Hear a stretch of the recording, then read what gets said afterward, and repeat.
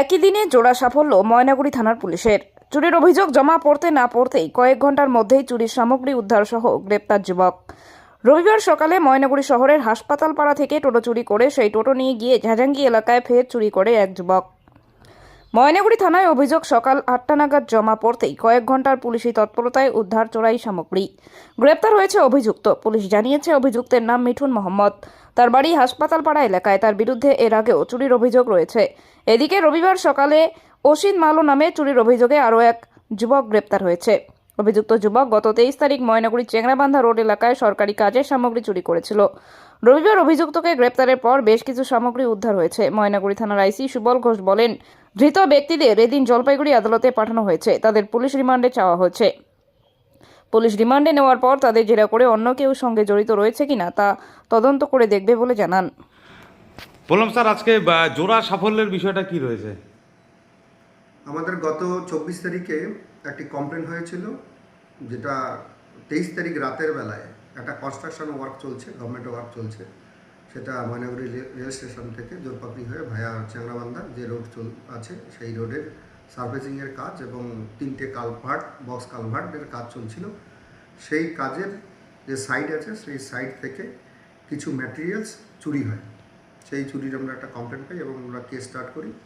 সেই case start করার পরে ইনভেস্টিগেশন অফিসার আজকে সেই আসামিকে ধরে।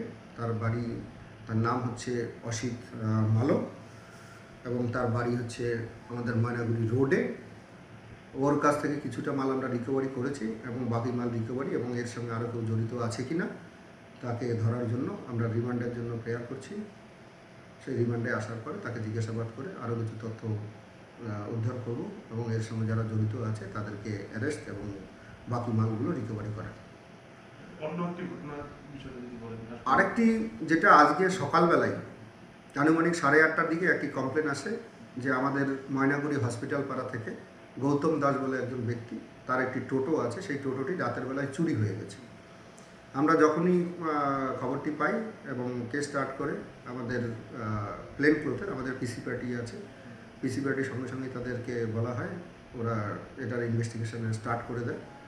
আমাদের ডিপার্টমেন্টে কিছু আমাদের প্রত্যেক পিসি পার্টির সঙ্গেই এই সমস্ত ক্রাইম ব্যাপারে আমাদের ইনফরমেশান শেয়ার করা হয়। সঙ্গে সঙ্গেই আমাদের পিসি পার্টি বিভিন্ন থানার পিসি পার্টির সঙ্গে কথাবার্তা বলে।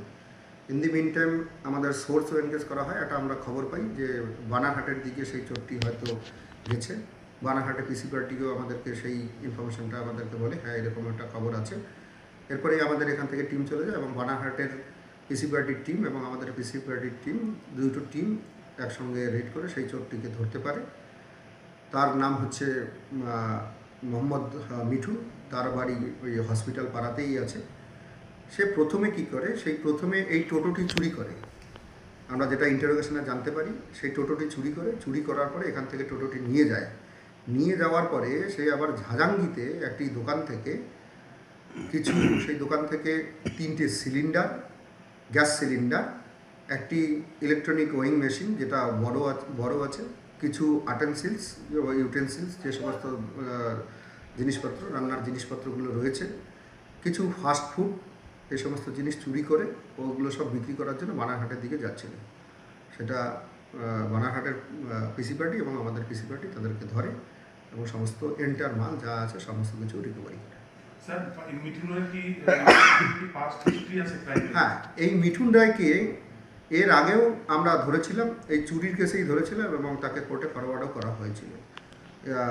সে মানে নন ক্রিমিনাল আছে, হ্যাবিচুয়েট ক্রিমিনাল আছে।